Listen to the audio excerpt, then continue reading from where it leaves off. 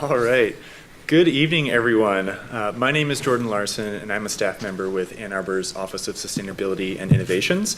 And as Steve said, I just want to thank you all for braving the frigid Arctic, terrible weather that we have outside, just to come out to hang with us and learn a little bit about sustainability. So this is the first session of the 2026 Sustainability Forum series, and we are particularly proud of bringing this series back to the Ann Arbor District Library in 2026 because it marks our 15th year of doing sustainability forums.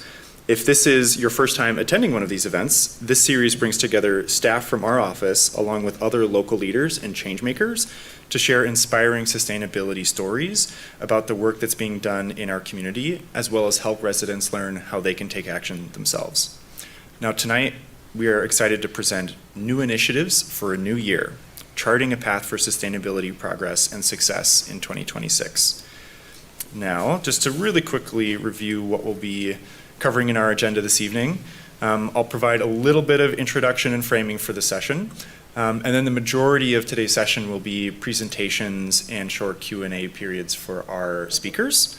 And then we'll share a little bit of information about how to stay engaged in the work. And then we save a little bit of time in the end for just casual conversation and time to learn a little bit more about the resources we have with some of our tabling as well. So the start of a new year offers us an opportunity to reflect on the past and affirm our values, intentions, and goals for the new year. In recent strategic planning sessions that our office has recently gone through, we keep returning to the notion of movement building. And as we reflect on our work to achieve Ann Arbor's goal of carbon neutrality by 2030, we keep coming back to emphasizing the following in our work to pursue movement building overall in this coming year. We're really thinking about our work being done at scale with a focus on changing systems. We're really thinking about broadening our audience, making sure that we're reaching more people in our community and more stakeholders. We're thinking about wayfinding and connecting folks to resources, making sure that the resources that do exist are being leveraged to have the most impact. And we're also focused on listening and building.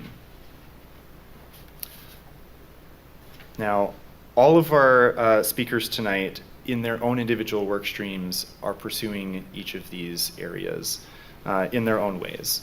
Now, this is only going to be a small snapshot of all of the work that's being done by the city. And so we encourage you to attend more sustainability forums to learn about all the other great work that's happening. But I am super excited and pleased to introduce our three panelists that will share information with us this evening. First, immediately on your left is Shoshana Lenski. Shoshana is the inaugural executive director of Ann Arbor's new sustainable energy utility. The SEU was approved by voters in November 2024 and officially created in April of 2025. Previously in her career, Shoshana worked for global management consultancy, BCG, spent 12 years in strategy and operations leadership at DTE Energy, and led a sustainability research center at University of Michigan.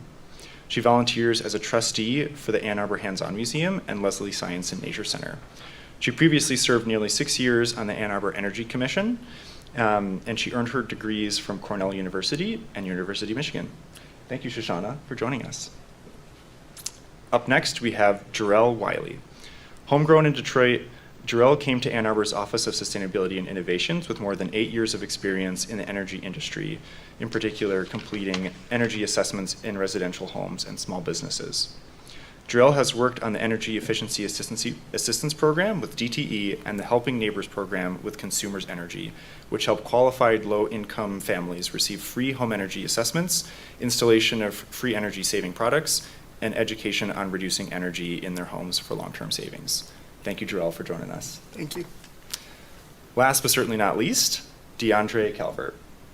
DeAndre grew up in Flint, Michigan, and built his career in Detroit, working as a community leader in various positions, including dispatcher for Wayne State University's police department, community engagement manager for Black Male Engagement, community developer in Northwest Detroit, and director of community relations with Detroit City Council President Mary Sheffield. Prior to joining the OSI team, DeAndre worked at the University of Michigan's Ford School of Public Policy, helping to connect students to nonprofits, advocacy organizations, small businesses, and local government to foster engaged learning and community partnerships. DeAndre earned his BA in sociology from Wayne State University. Thank you, DeAndre, for joining us tonight. Now, without further ado, I would like to invite Shoshana up to the podium to tell us a little bit about what's happening with the sustainable energy utility, how it's operating renewables at scale in a way that we haven't seen before, and to tell us a little bit about the SEU's goals for 2026. Come on up, Shoshana.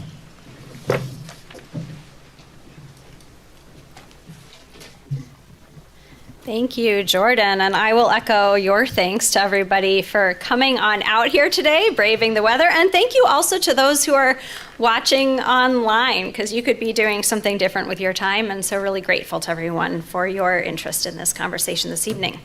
All right, let me dive right in. I will try to talk rather quickly and leave time for a conversation. I'd really love to hear your questions and what's on your mind about the sustainable energy utility. First of all, just some very brief background on this. As hopefully everybody in this room is aware, the city has committed to a goal of achieving a just transition to carbon neutrality by 2030, and this is really the impetus that caused the creation of the sustainable energy utility. Within that goal, the city's A20 plan has a suite of different strategies to achieve that carbon neutrality goal. Strategy 1 being powering our electrical grid with 100% renewable energy.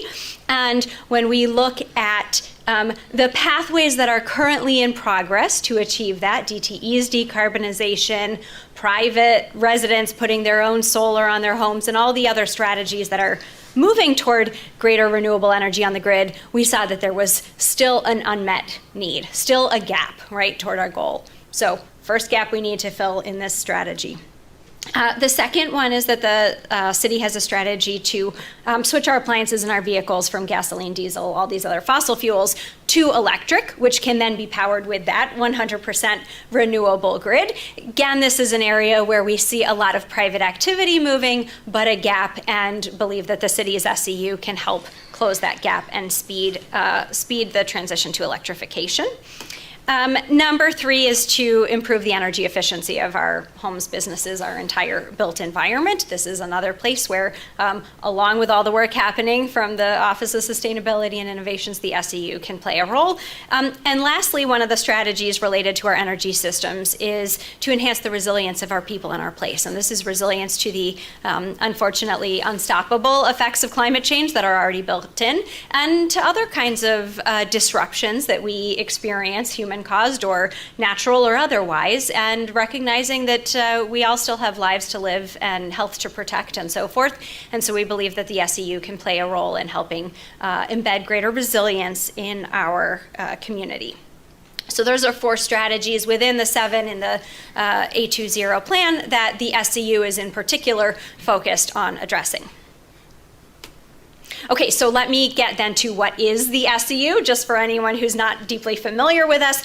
We are a community-owned, a municipal energy utility, and a utility of the future. And I'll describe a little bit later about why, as we describe sort of a municipal energy utility, I think of us as the utility of the future. There are other models of municipal energy utilities, and what the SEU is trying to do is entirely different than what has ever been done before. There is no parallel. We are not a traditional municipal energy utility. Some of the things that are different is we're talking about being a supplemental utility. So we're not talking about owning and operating and purchasing and acquiring all of DTE's assets or providing, every electron that the city needs. We're talking about being a layer on top of the energy that folks are already getting and supplementing that with additional renewables so we can close that gap to 100% renewables in the grid.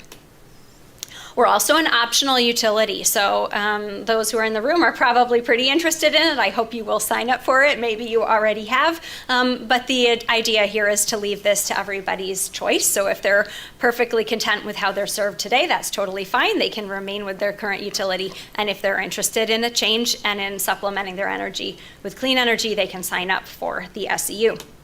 It is going to be a fee-based utility or a ratepayer-based utility. So this is not a charitable operation. It will be paid by users just like any utility service, just like how you pay your current energy utility or how you pay for the water service that you get from the city. We are operating with some grant funding right now and looking for more that will help us sort of during this like difficult startup phase, but ultimately it'll be funded by ratepayers. And then the last thing, of course, is that the SEU is a baby. It was only authorized in November of 2024, thanks to the overwhelming support of Ann Arbor voters, and then City Council created it in April 2025. I was hired as the first employee and the only FTE so far. I came on board at the end of August. I'm very happy, actually, to welcome Catherine Guattari, who's in the audience here. She is an intern. She's a fellow working with the city, a student at Eastern Michigan, and she's an intern working part-time just as of a couple of weeks ago, so as a second employee, if you will. But we are a baby operating in really a startup environment within the city. And so I say that because I want folks to know, I just beg your forbearance and your patience with the time that it takes to actually stand this up and get operations fully going.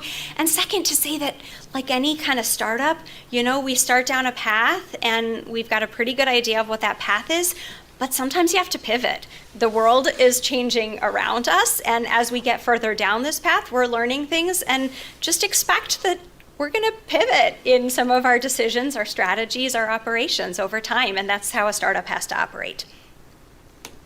Okay, so why did the city land on the SEU as the preferred approach? As folks know, we had all these gaps in our energy strategy to get to carbon neutrality and serve other sort of needs like resilience, and explored a number of different alternatives and ultimately landed on the SEU as the preferred approach. One idea that was explored was to negotiate the franchise with DTE, with our energy provider here, and some other communities have done that. In Michigan, there's a constitutional thing, whatever. Our franchise is perpetual, non-negotiable, perpetual. So that option was off the table. And I should clarify that this is on the electric side only. On the gas side, the city in April of 2025 did negotiate that franchise to include climate commitments. So really proud of the work that the Office of Sustainability and Innovations did leading that renegotiation there. Second option that was explored was to buy and operate DTE's infrastructure, which really is to create sort of a traditional municipal energy utility. And the city's assessment there was that that was likely to be a very slow legal process when we look at peers that have tried to do it years to decades, very expensive, and then ultimately the end result there would be to own and operate DTE's grid, which is really the grid of the past, and we're saying is failing us and has a lot of challenges associated with it, and so we're looking to now own the grid of the future through the SEU instead. Another option is to really push for new laws and regulations and policies that would make this a more supportive state and local and federal environment to do clean energy. And this one we did decide to do and are continuing to do, and the city is a huge advocate for this and spends a lot of time. My colleague, Missy Stoltz in particular, spends a huge amount of her time actually working sort of at the policy level, trying to create a constructive environment for clean energy. But understanding that's an area we influence and we don't control, so we can keep working it, but we don't have an assurance that we'll get an outcome that will allow us to achieve our goals around carbon neutrality. So the last thing was to build and operate a parallel competitive utility, which is a strange construct that hasn't been tried before. But as a bunch of really smart people in the city started looking at it, they said, oh, actually, this could work. It's legal, we can do it. It's a new model. And it could potentially be transformative, not just here in Ann Arbor, but a model that could be replicable after we show some success here to other cities and potentially even in other states. So that was why we landed on the SEU as the preferred approach. And very excited to be working on it now. So I'll just tell you a little bit about my vision for the SEU. I think while the SEU was born out of our carbon neutrality goals as a city, and that is, of course, sort of let's call it its raison d'etre, I think that the SEU can be of value to everyone in the city and beyond in many different ways beyond carbon neutrality. I think that we can have a utility here in our city that has values aligned with those of our city, and our city has expressed very strong values around carbon neutrality and around equity and around who we are as a community. And when we have a utility that is part of our community, I think we can have that greater values alignment.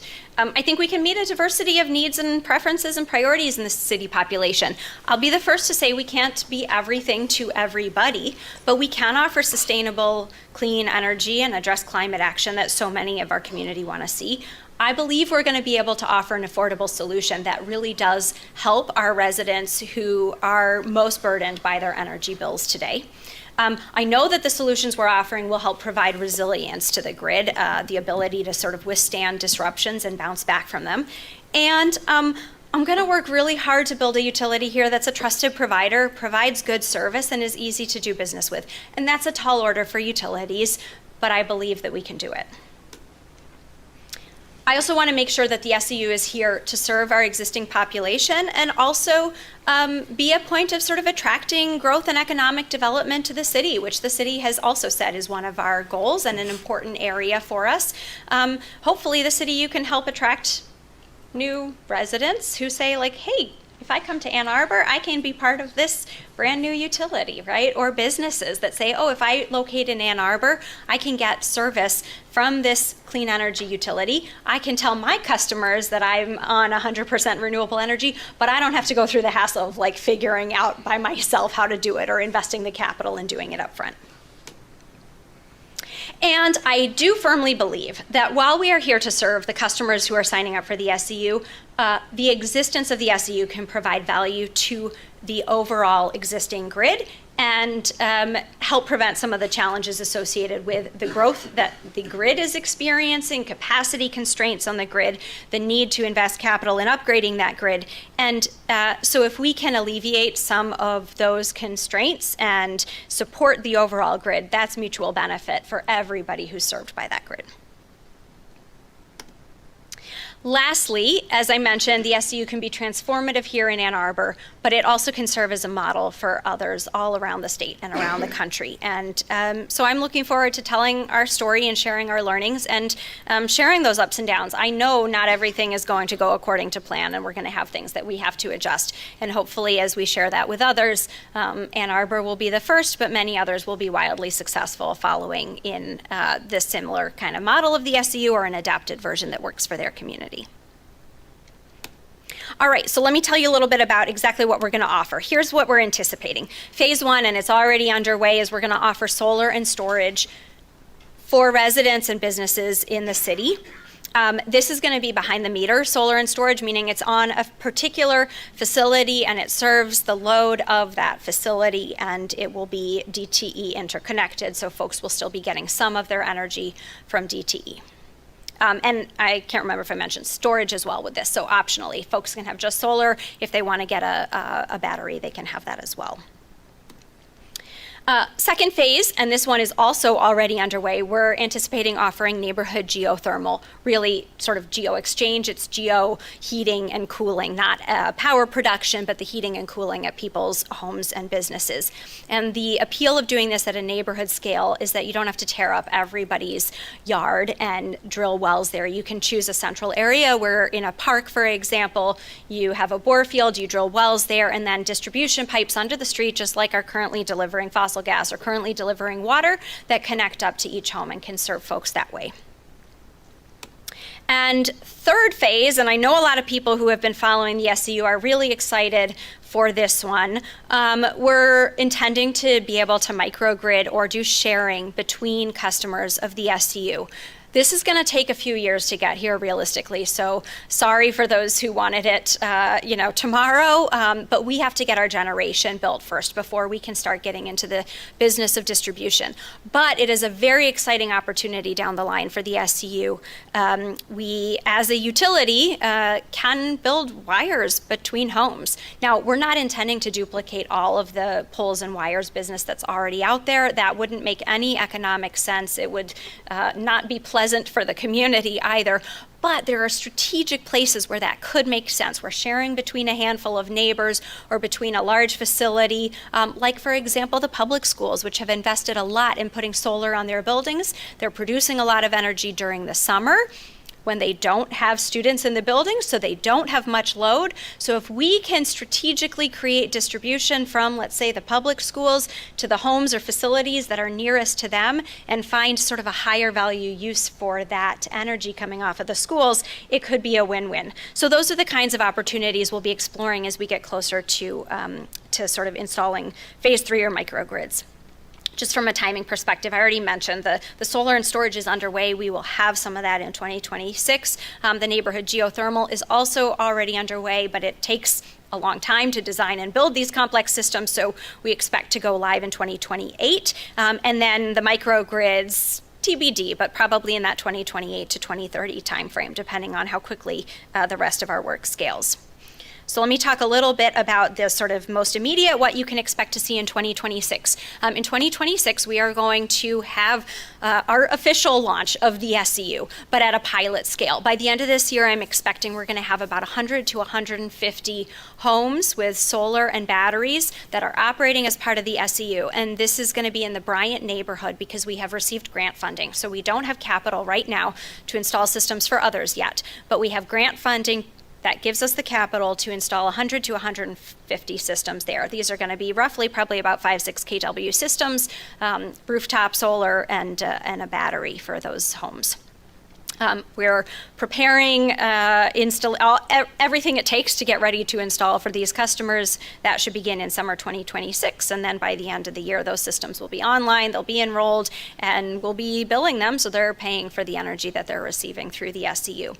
We are also in conversations with DTE for these systems to be part of a virtual power plant, which is essentially just a fancy way of saying that you take sort of all of the energy that is, like, let's say, stored in those batteries and make that available as a grid resource. So DTE could say, hey, tomorrow at 4 p.m. we're expecting really tight capacity on the grid.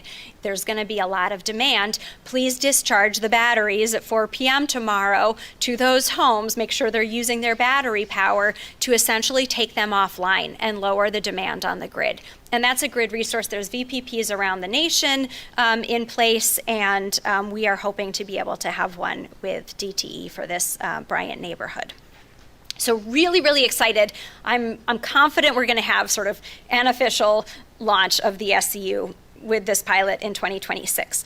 And at the same time, we are working to be able to launch sort of full-scale city offerings in 2027. So we are busy this year preparing everything that will be necessary for that, including getting financing. And we're looking for both grant funding, and also we'll be going after loans for the capital that we'll need to be able to start doing construction of solar and battery systems, as well as our geothermal system in 2027. And we have 1,500 customers that have signed up on our sort of interested list. At this time, it's not a commitment because we can't tell you all the details, like the cost of service and so forth, but we've had a lot of people who've expressed that they're interested. And at the end here, I'll show you a QR code. If you have not already signed up and you are interested, would love to have your name on that list. Okay, so yes, if you would like to help advance the SCU, and I hope you do after hearing this, and if not, you can ask some questions, and maybe in 10 minutes you'll want to. But if you're interested, please tell your friends and neighbors and colleagues and so forth about it. It's really important for us to have scale. Those 1,500 people, if I can get that list to 5,000 or 10,000 people who are interested, that really helps as we're going to the market really for financing, to say, like, there are a lot of people who are interested in this. I'd also encourage you to follow us on LinkedIn, in particular if you're in the business community and actually want to support the SEU.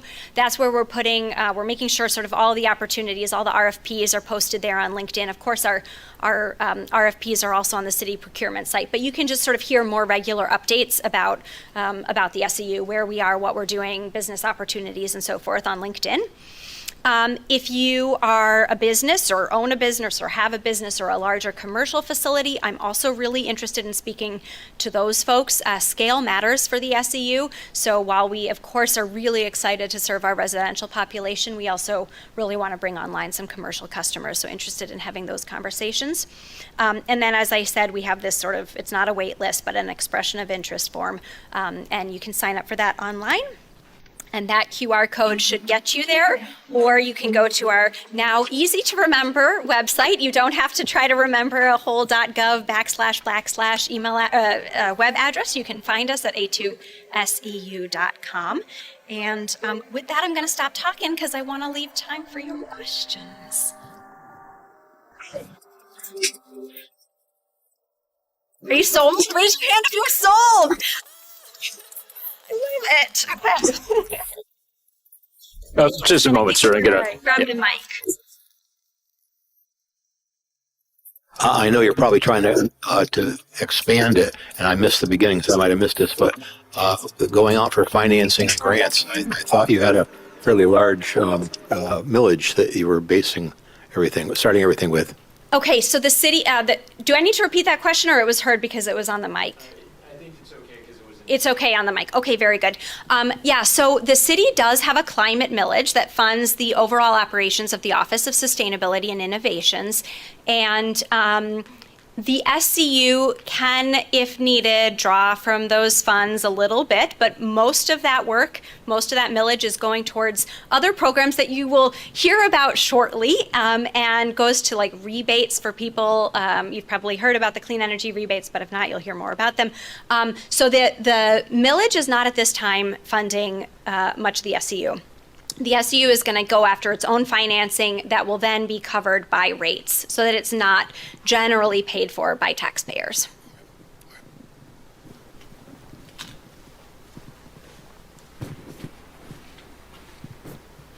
I've been waiting around for implementation of some form of community solar, because I can't put solar on my house because of the trees, and it was always talked about as part of this utility, but I didn't see it in your presentation. Yeah, so a traditional kind of community solar construct is difficult in our regulatory and political climate here in Michigan. It has worked very well in other states, but is not a immediate option here. So I think when you've heard the SCU talking about community solar, the idea is about this microgridding where we could share, right? So one neighbor could have solar on their roof, and let's say their neighbor's roof is shaded, so they really can't implement solar, that you could actually have distribution. You could have a true wire between them and allow those homes to share.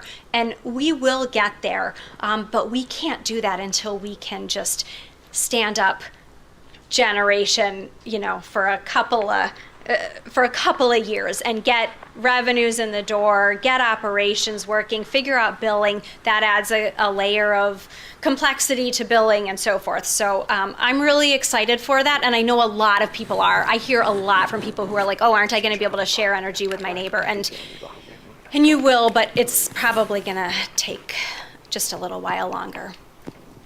Thank you for waiting patiently. I know you've been waiting for years, as the whole community has been. Yes. Hi, Shoshana. Thanks for the great presentation.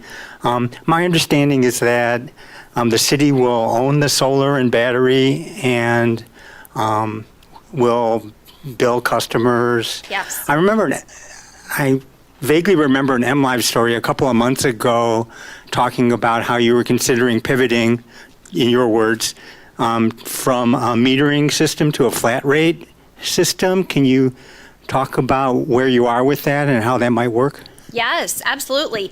Yeah, so you're right that the assets of the SCU will be owned by the city or by the SCU, right? So the idea here is that we can help break down barriers to getting solar for people by paying that capital up front, right? We know that, there are some folks who are able to put private solar on, but it's a big capital investment up front. So that's the first piece, is the SCU will own and operate these assets and be responsible for their maintenance for their lifetime and so forth. And folks will pay an energy bill just like they do to, to DT or to water, right? You don't own the gas plant and you don't own the water treatment facility, and you pay for sort of the service or the value that you get out of it.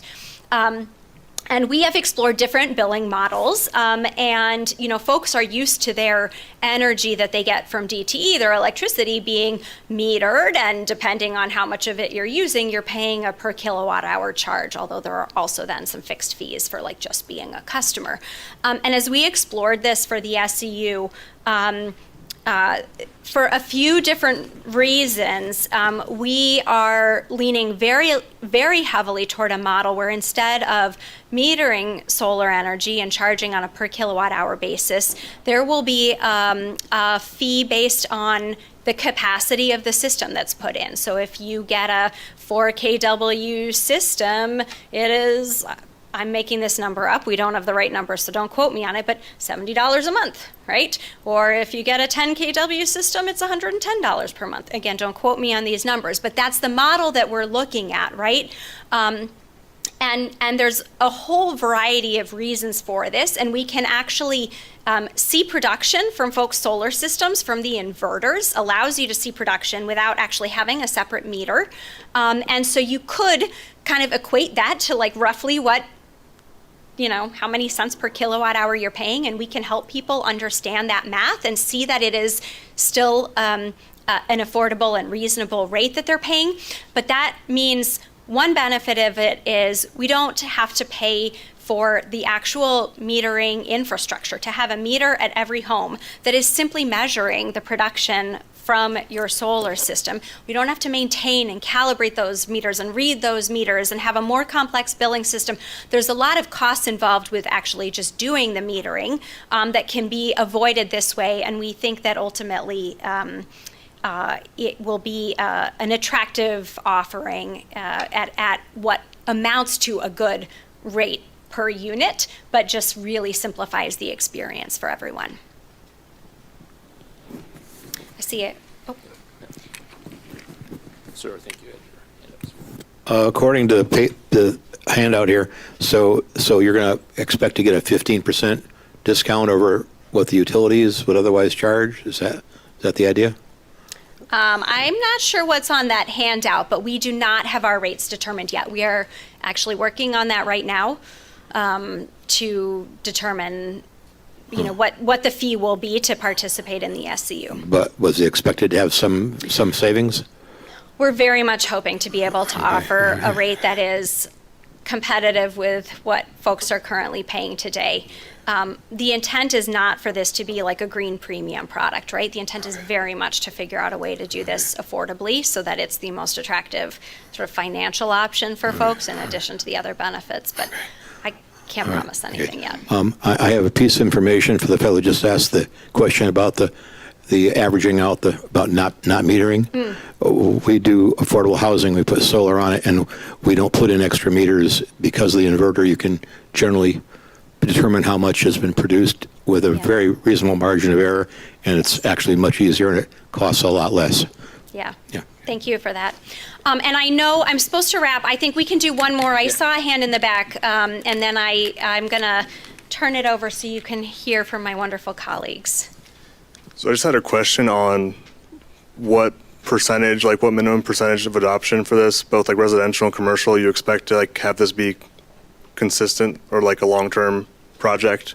And if you said this would be monetarily at least an incentive for people to sign up for, is that something you guys are actively still negotiating with DTE, or how is that working, if that's something you can talk about? Yeah, let me take the second piece. As we're working on developing rates, we're very hopeful that we can offer a rate that will be competitive with what folks currently pay for energy from DTE. And so if it's financially like equivalent or better to what you're paying today, I hope everybody will sign up. I mean, who wouldn't, right? But that is going to vary home to home based on people's own conditions, and some homes won't really be suited for it. We understand that, and that's why down the line we will be able to do this microgridding and really make it more of a community resource. And also, I should say, you know, this is going to vary also between sort of the solar and the battery, where the battery is really not, it's not a financial play, it's a resilience play. So you'll be paying more to have it, and it's like going to act as a generator kind of when you have an outage, right? And so you have to, every customer will have to decide for themselves, is that worth it, and do they want to pay for that service? And then the geothermal, of course, is also a different story, and will be essentially replacing the gas that people are currently getting, right? So there's different economic calculus there again, but very hopeful that this will be financially attractive to folks. Your question around how many people need to sign up for this to be viable, you know, sort of as a long-term model, I think there's a couple different answers to that. One is that we know that scale will make this more cost-effective for everybody. So the bigger we can do it, the more we can do it.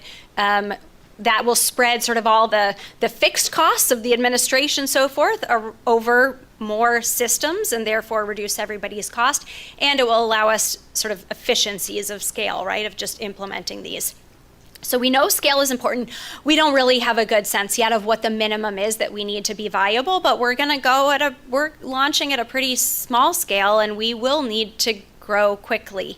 How big do we want to get? I would love to serve everybody in the city, or a large share of it, but ultimately the city is modeling that that instigated sort of the creation of the SCU showed that if DTE achieves the carbon reduction goals that they have set out and committed to, and if we continue to see sort of private solar adoption, other sort of energy efficiency progress that's already happening in the city, if that continues, we probably have about a 30% gap to reach carbon neutrality. And so anything beyond that is wonderful. Maybe we're sort of helping lower carbon footprints, right, elsewhere. We could get to net carbon negative, let's say, but we probably need 30% of our city's load to participate to close that gap. Yeah, thank you so much. I'm sorry I couldn't probably get to every question, but I'm doing a lot of these, and hope to see you at another event, and just really want to thank you for being here again. Thanks.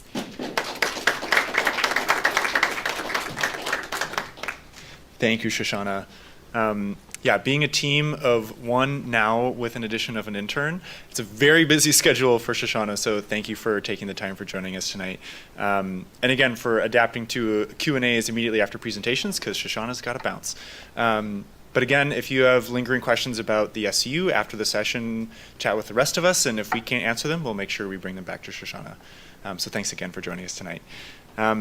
Now it's my pleasure to bring Jarrell up to the podium, who's going to tell us a little bit about the Energy Team's initiatives in 2026 and how they will help orient and connect more residents to a lot of resources around energy use. Come on, Jarrell. Thank you. Thank you, Jordan. Good evening, everybody. How you guys doing? All right.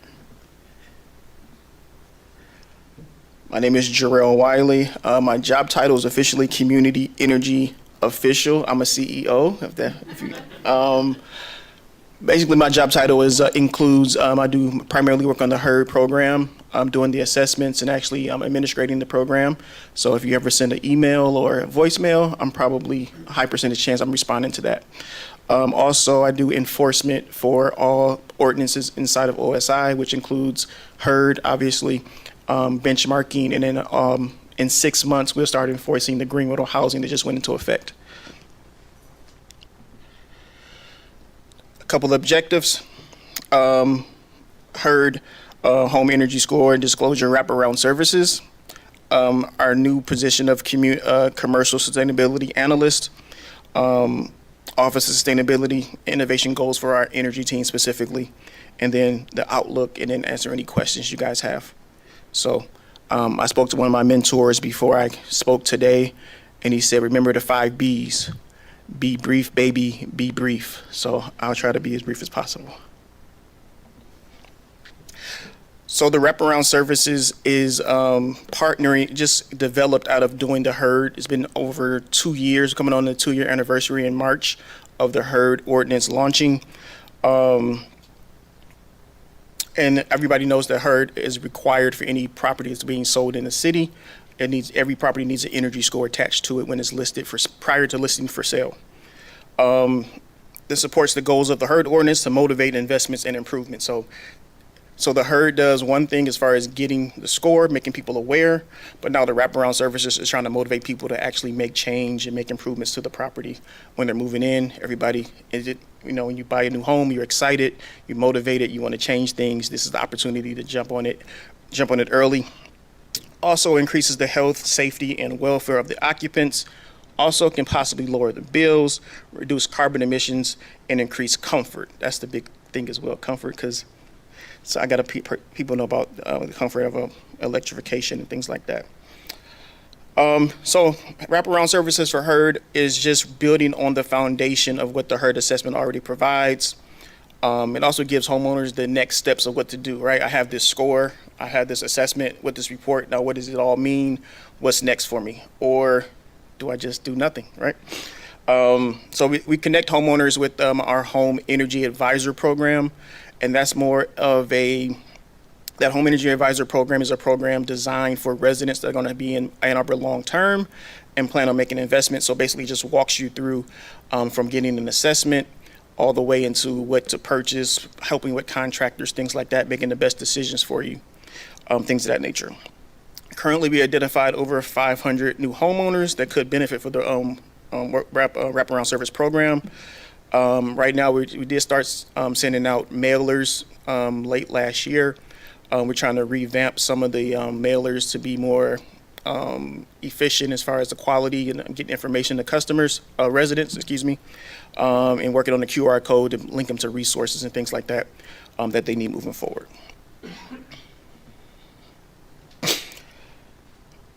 Also, the wraparound services allows us to track the herd ordinance effectiveness, right? Is the herd ordinance actually leading to any changes, leading to any upgrades and things of that nature? Are the recommendations that on the report, are they being observed? So it can be more measurable impact of what's going on. And also catching that point between awareness and implementation. Are we losing people with just making people aware? Are we moving people to action? That's really the goal of the wraparound services.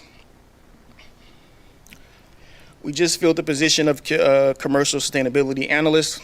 Their work is to build on some of the things that's been going on with benchmarking. Same kind of concept with benchmarking. Obviously, these buildings are reporting their water and utility usage to us. Now, what do they do with that information? So it's kind of the same thing. So this coordinates commercial sustainability programs, incentives across internal and external collaborators, support commercial building owners and interests to implement by providing technical guidance, connecting resources, and tracking outcomes. So it's just more of the same, just more of an intimate one-on-one person that you can go to if you're a business owner, you own a building, and looking at obviously you're already following benchmarking. I think we're at 90% compliance rate for benchmarking this year, or just being part of the process. So what do you do with that information as far as, okay, we're collecting the data, what's the next steps? So this person will be technical expert to put those links together for people. Like I said, activates benchmarks data and compliance and decarbonization. Move to action. That's what we're trying to do. We're trying to move from collecting data and tracking who's doing what, making sure we're in compliance, to the next steps is actually action. And this is going to increase retrofit installations, reduce missed opportunities for new construction homes as well for decarbonization. And that way we can clearly track emissions reduction.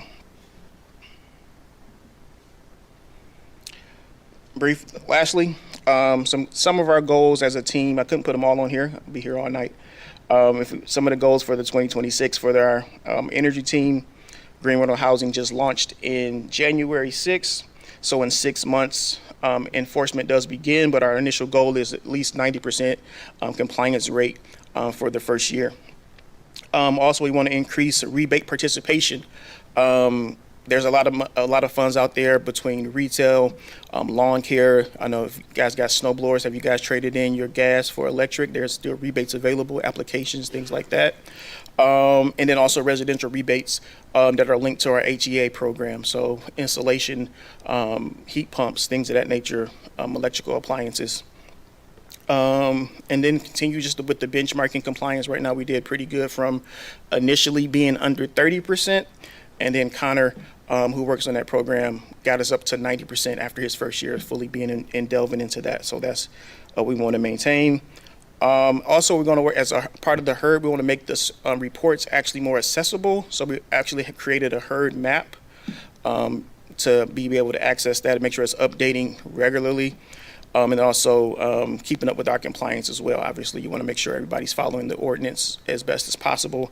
And then also, and the last thing is just increasing multifamily or just large-scale residential projects like Colonial Square. I don't know if you guys heard about what we're doing in Colonial Square. It's a large-scale project where we're trying to, instead of individually you guys paying for a project, you can do it as a collective in these kind of townhomes and condos and things like that, areas where they're DTE getting the rebates all, and then with our incentives making it almost not free, almost free, but not quite, just as cheap as possible, I would say. So just more projects like that to make it more accessible, make it more feasible for people to do those things. So we want to continue building that bridge and learning from this experience. And that's all I have. Any questions, concerns, comments? Got a lot of questions. Hope I got some answers for you guys. Lady in the back. Start in the back here. Yeah, we recently helped our daughter buy a house, and it all happened fast, kind of a blur. I do recollect seeing herd scores for the different homes, but the house we ended up buying, do we have access to the actual evaluation results? What they... A herd report, you mean? Yeah. Yes, ma'am. So you can either should be on the herd map, so you can just Google Ann Arbor herd map, or they're in our internal system stream. It should be located. So anywhere you pull any inspection or report for that property is available on stream as well. So there's a whole list of the different things they looked at and what the score was for each and such? It's just a report of the actual, it would be the home energy score report itself. So whatever was assessed on the property. So usually it's just the conditioned space, the mechanicals, the windows, the attic insulation, things of that nature on that report. And then it's a number associated with that, also with the estimated energy usage as well. Okay, great. Thank you. Yep. Right up in the front. Two questions. One, when you're talking about heat pumps, you're talking about just regular heat pumps and geothermal heat pumps, or mostly geothermal or mostly regular heat pumps? Mostly regular heat pumps. We're not expecting everybody to get geothermal in their home. Yeah, okay, all right. You mentioned in the Colonial project, you mentioned that they can split the tax credits and whatnot. Yes. So it brought up a question. So is the city, when the city is financing something, with or without the Colonial project, are they getting the ITC and the MACRIS and the other subsidies? Are they getting those? Yeah, as far as I know, yes, we are. Yes, they are. Because I think we partnered with DTE on this project, so it was DTE and the city of Ann Arbor. All right.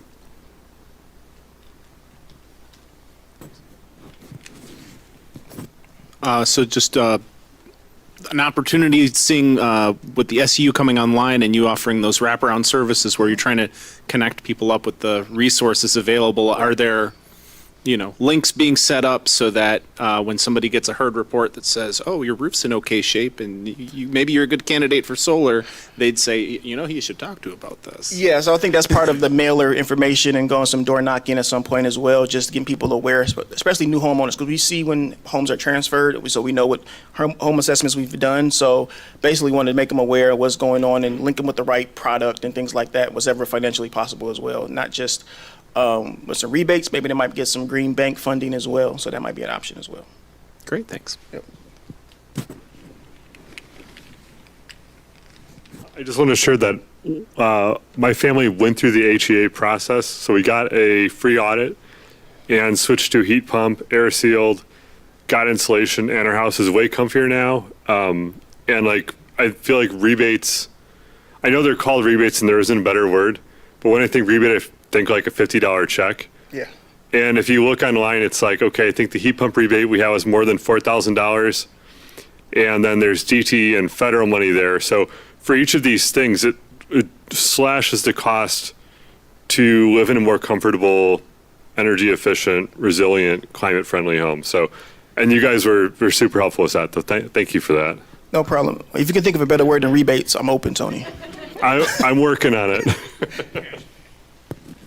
Yeah, I think I got a question in the back.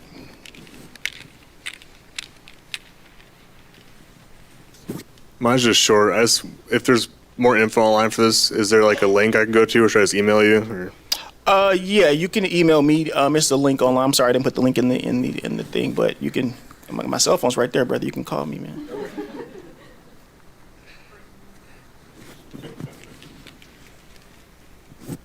How do you plan on increasing rebate participation, and how will you track that?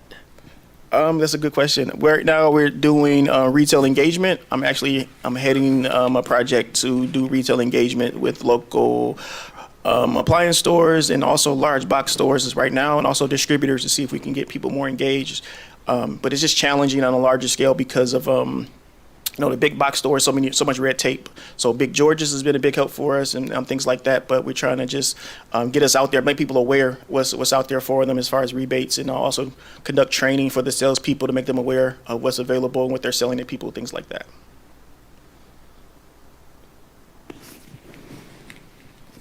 There's a 2-question limit. I'm just joking. Oh, okay. So I'm struggling with the question of whether to, we applied for the rebate for an induction stove, and our gas stove is not very old. And so I'm having a hard time. I know that everybody says, well, for air pollution, indoor air pollution, you should switch, you should electrify. But I keep thinking of all the embodied energy that went into creating that stove, and I'm having a hard time with the idea of replacing it when it's perfectly good. What do you tell people in terms of the age of a gas stove, when it would be, in terms of the overall footprint, the life cycle footprints of these appliances? I think that's a personal choice. I think whatever works best for yourself and your family. It's hard for me to say, like, what's your situation, how you personally feel about that. I know some people are very passionate about, no matter how new an appliance is, if it's gas, they're getting rid of it. Some people are more on the fence. So I don't have a personal recommendation for you.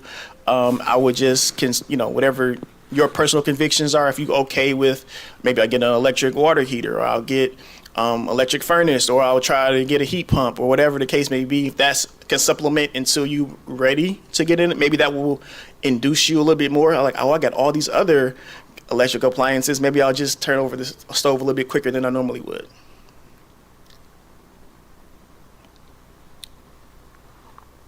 All right. Going once, going twice. Thank you very much. Appreciate it.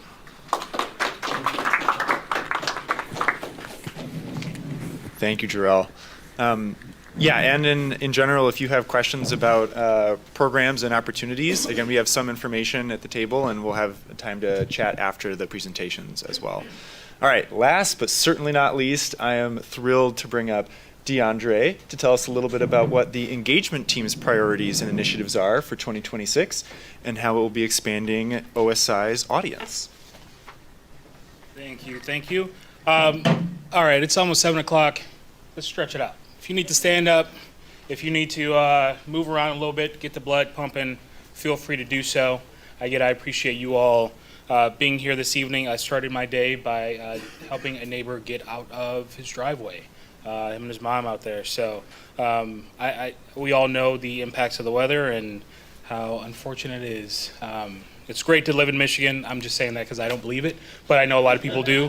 But I know it's, I just appreciate your time, your participation. You could have been anywhere else in the world, but you're here with us and we appreciate it. That said, let's move into some of the engagement team's initiatives for 2026. All right, we are there. So first priority, one, again, I'm the engagement manager for OSI. I am so fortunate to be surrounded by great folks, and a lot of my team here, including Jordan, Maggie. We have some of our AmeriCorps cohort here. We have Kate, well, on my team, but we do have others, and there will be an opportunity to for them to be recognized. But I just want to say how grateful I am for my team. Our first priority is to build community. We want to build our social capital and infrastructure. We'll do this by introducing, outreach in places like third spaces, climate cafes, and open office hours. If you're not familiar with these concepts, third spaces are neutral, informal places like cafes, libraries, or parks where people can gather outside the home or work to socialize. They can build community, and they can strengthen their connections and foster a sense of belonging. So we want to be there, and we want to be there with you. With climate cafes, they're a welcoming, informal space. Just pop up in the community, like a workplace or a campus, school, to get together and chat and act on climate change and climate activities. That means we want to meet and engage with folks where they are. That said, this will be a digital version of getting you kind of moving and grooving. We have an opportunity to get some feedback. I mean, why would we not have you here? My 4 fingers are swiping. Other way. There we go. All right. If you can join us for a moment. Have you all used Mentimeter before, Menti? All right. Bring out your phones. I'm going to go the other way. And we should have a QR code right here. If you want to use the QR code, it's going to take you to the handy dandy site we have up. And what I would love to know, where are some of your favorite third places and spaces? So you can use the QR code, or you can go to menti.com, and there will be a code to enter in. But it looks like we have a lot of folks doing the QR code. So I'll go back to it. So we'll take a couple moments for this. Where can we meet you at? And the engagement team is working hard on coming up with a list. Luckily, we have a lot of local knowledge, a lot of folks that live here, work here, went to the university, but why wouldn't we take the opportunity to hear directly from you? You put the community in community engagement, so we'd love to know what you got going on.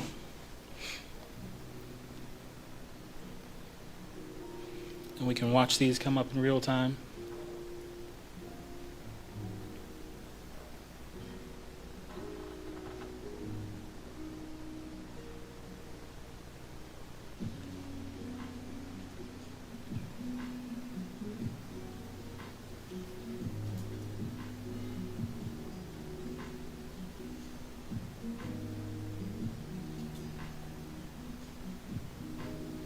Seen some new ones pop up here from our lists that aren't on our list. Excuse me. All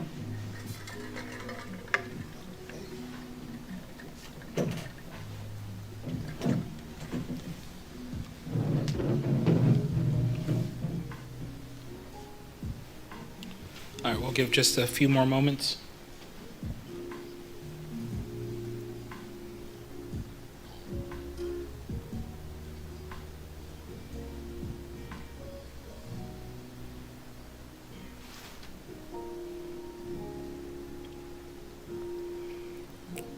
This is awesome. This is a great list. A lot of great ideas coming from here.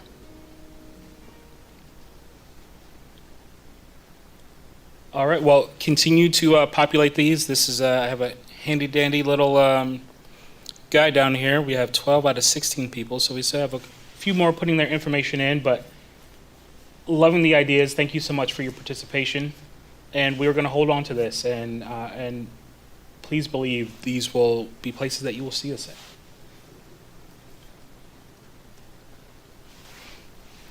All right, let me make sure I swipe the right way. There we go.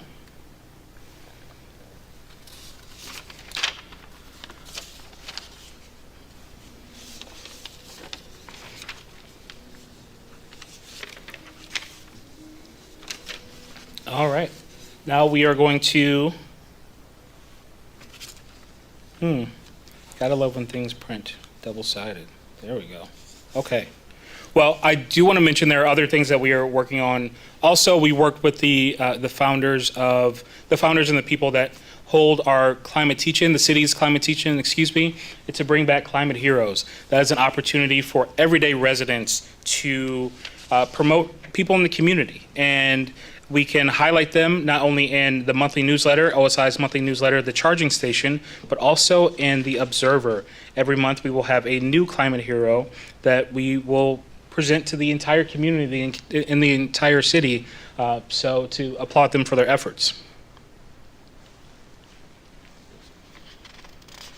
We also have different awards, and we're really working on highlighting folks in the community. But let me jump again a little bit. All right. Everyone knows about our groundbreaking work, pun intended, in the Bryant community. But did you know that we are also working in other communities? We are in Pittsfield Village. We are in Colonial Square, as mentioned before, and we are also in Forest Hills. This includes home energy assessments, partnerships with DTE, energy efficiency, and strengthening community bonds. If you live in an area with an association, a board, or any other formal structure, we'd love to talk to you.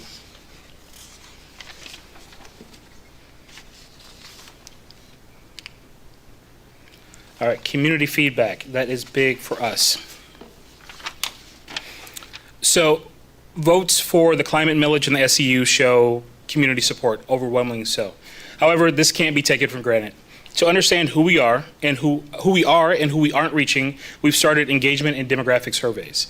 They're optional, but we hope for feedback to analyze our outreach, identify areas for improvement, and continue closing gaps and finding opportunities.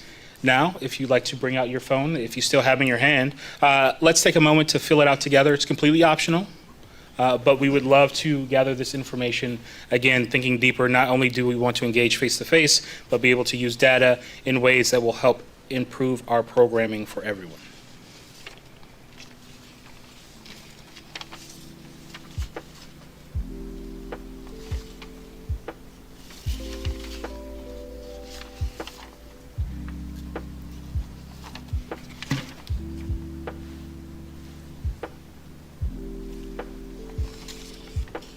So I'll give you a couple moments for that.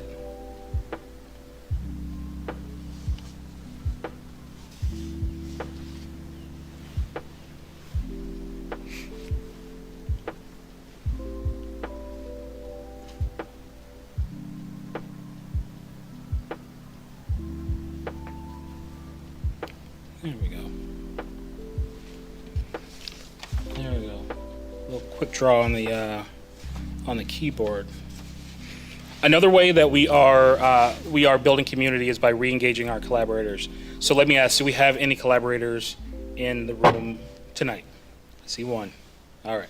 I want to give you a round of applause. I want to recognize you. Our latest collaborator just added in the last week. So thank you so much. Would you like to tell everyone your business, your organization?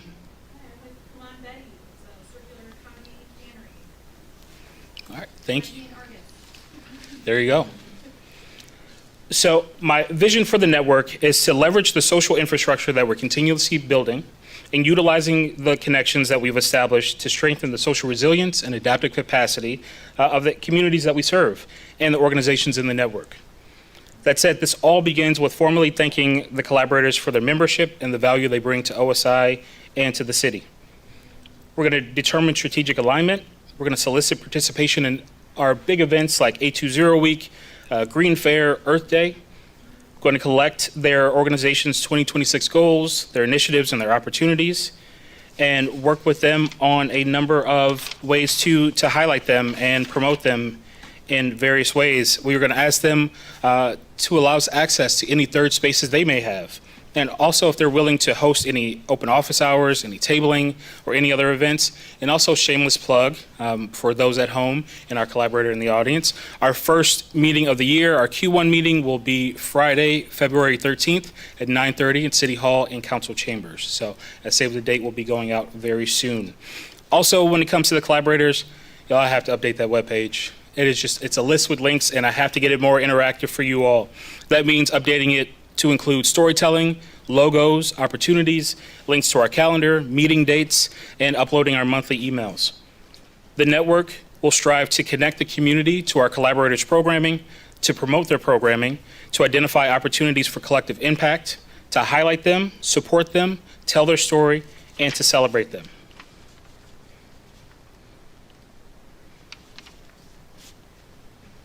this is where this goes. There we go.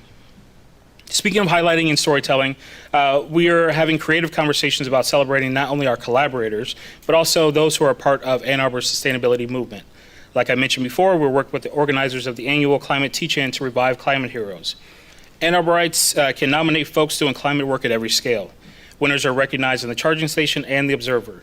We're excited to highlight our community through social media, our website, word of mouth, and awards from our office. More about that coming very, very soon.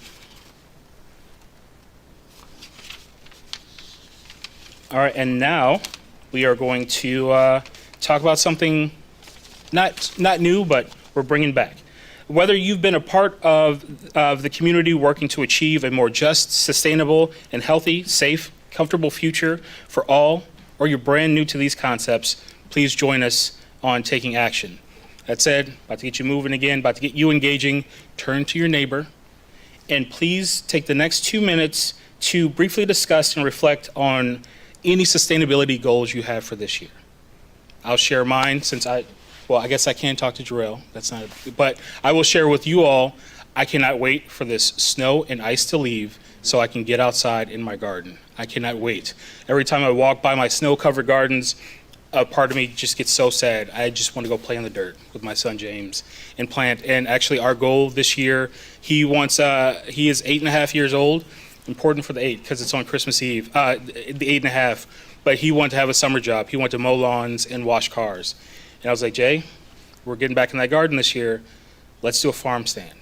So we are fortunate enough to live on agricultural zone land, and we can have a farm stand. So we're already looking at our stand, what we'll have out there, from vegetables to fruit. And then my wife is really trying to convince me to get some chickens. A little bit of everything, but that will be his summer job. We'll get a little lockbox, get a little Cash App QR code for people to, adhere to the honor system. But I'm really excited to get out there and build community, but also feed the community and play in the dirt to grow. So that is my biggest 2026 goal, but would love for you all to take an opportunity to talk to one another about your goals. Where's it going to be? I live in York Township, so just it's one of the Saline cities, so not too far away, but we'll let you know. If you hear about the Calvert Compound farm stand, I'm your man.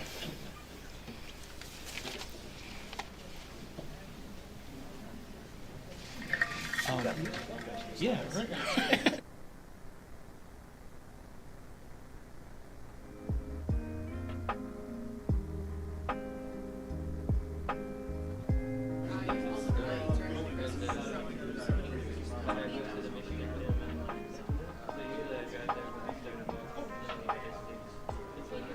Just give them a little assignment, get them engaging a little bit.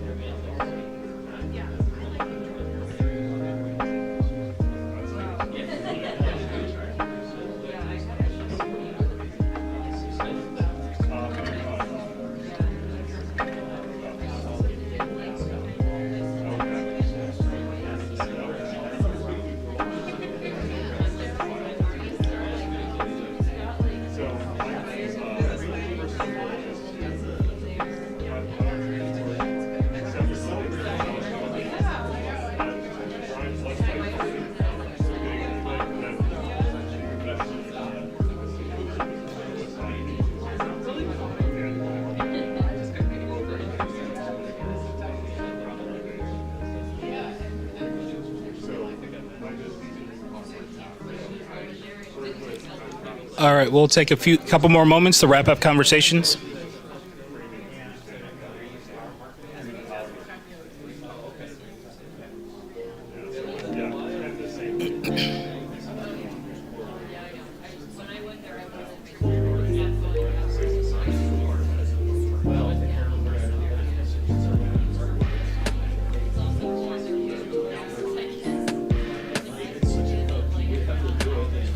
Alrighty, let's bring it back together.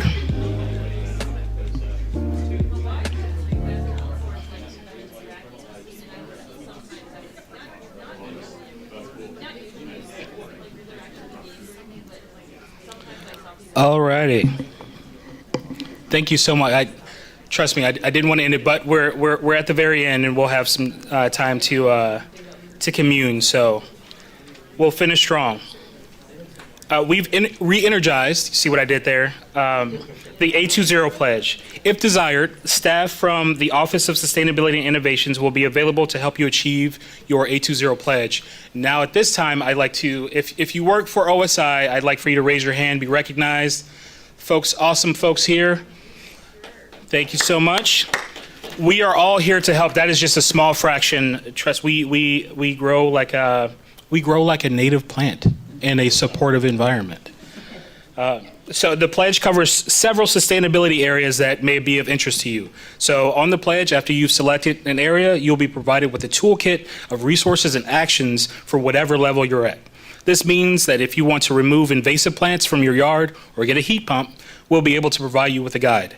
Once you complete your actions, you'll be recognized for your efforts, and we'll personally work with you to tackle your next goal.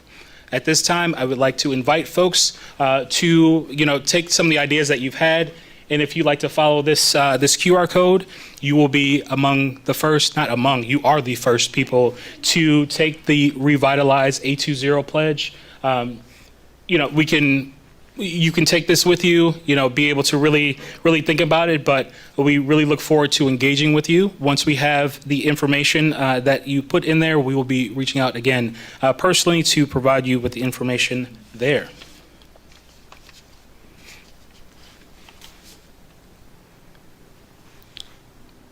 Give some time or, okay.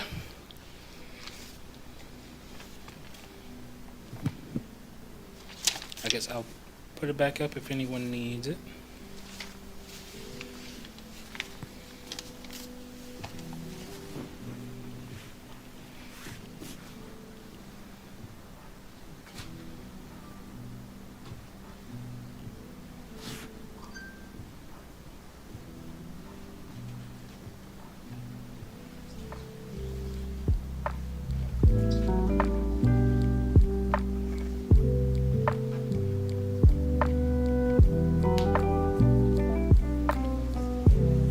Already. Well, I just want to thank you so much for your time, for being with us this evening, and I want to open up to any questions that you may have about engagement.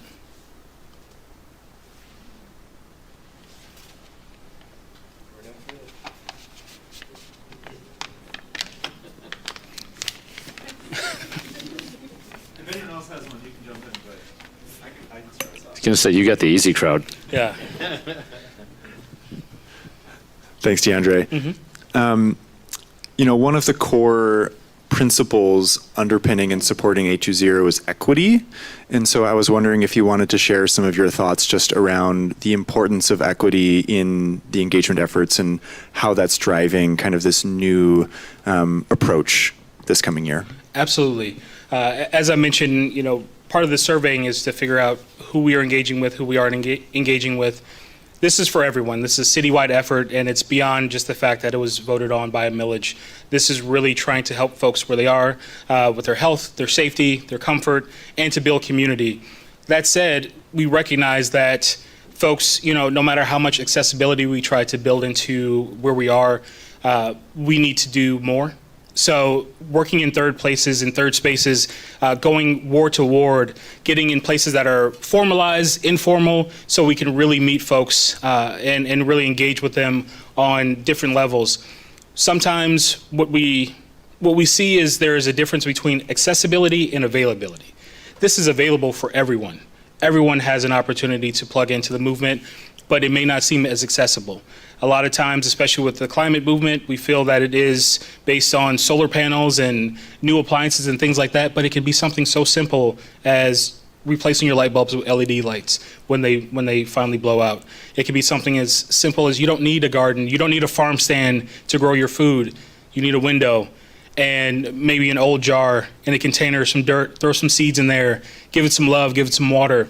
We need people to know that whatever level that they are at, whether they are Captain Planet or a U of M student, that they can be a part of this. And making our programs more equitable, more accessible for folks is such a big opportunity for us to take advantage of, to dive into, and really be able to promote all the benefits that we have. But also recognizing that it can't just be like, hey, we have this climate millage, we have rebates and all that stuff. We need to know what people want. We need to know what people are thinking, what they're being faced with in this lovely world that we live in these days, and getting an opportunity to hear from folks, to engage with folks, and to work with them on what level we can help is very important to us. Also recognizing that we are the Office of Sustainability. We have a very specific role and goal within the city, but we do have partner organizations. We have collaborators that can help us. So, my whole strategy, which my team has heard a million times, is alleviate, mitigate, and educate. When it comes to climate, when it comes to sustainability, OSI can help alleviate that. But there are a number of things that people are faced with, socioeconomic issues, other issues that our collaborators and our partners in our community can help alleviate. And no matter what, we can let people know how they can be a part of it and how we can help, and what information can help them in their either their plight, their fight, or just how they're striving and thriving in life. So if we can equip people with tools, whether it's in-house or through partnerships, that is where we are, and that's how we want to promote equity in the city. Thank you. Mm-hmm.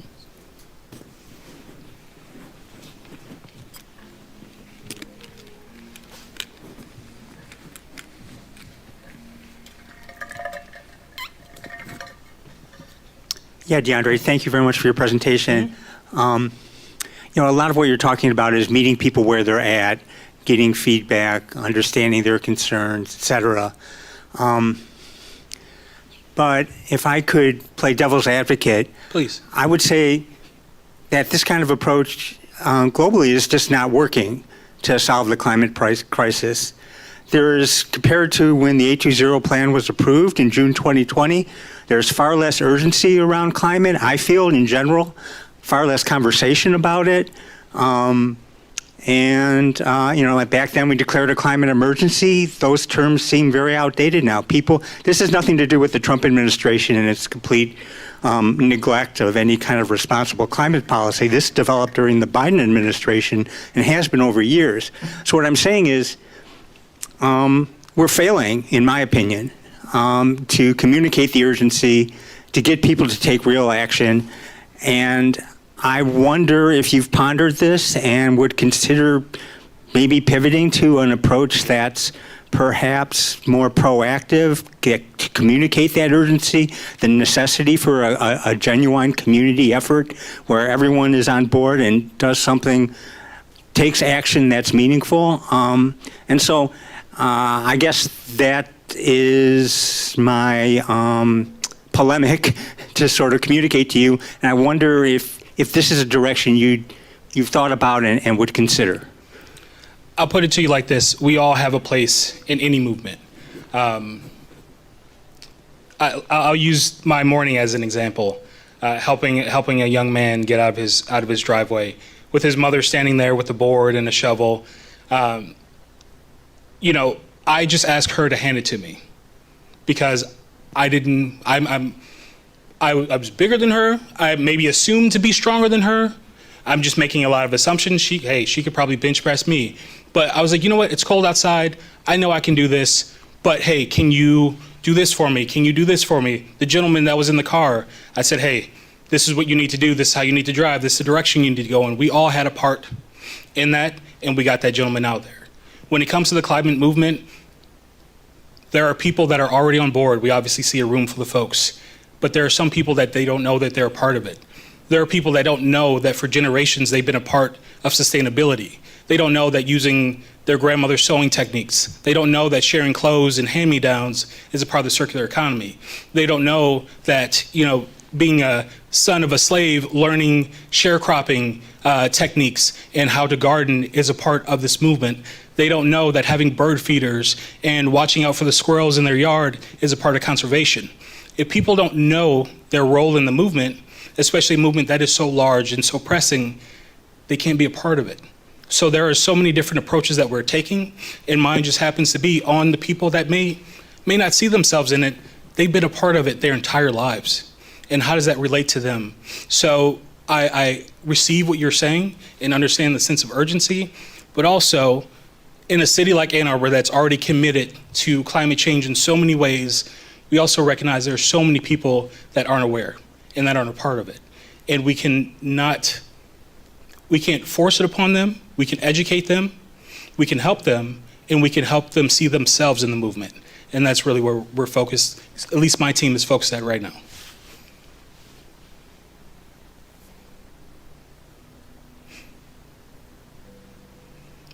More questions? All right, thank you.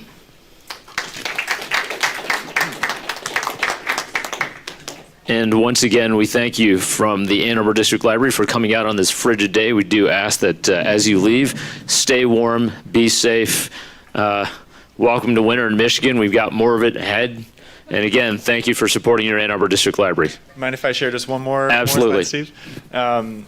So yeah, thank you all again. Can't thank you enough for, as many of us have said, coming out in this weather. As we step out this evening, just wanted to share a couple quick things around how to stay engaged. Some of this we've already covered if you filled out some of the QR code surveys, but again, our monthly survey, or our monthly newsletter rather, is a great way to stay in touch. Please follow us on social media. You can apply to be an A20 ambassador as that program's application window is currently open. Also, would recommend that you attend the Thursday, February 19th monthly clothing swap that we have at City Hall.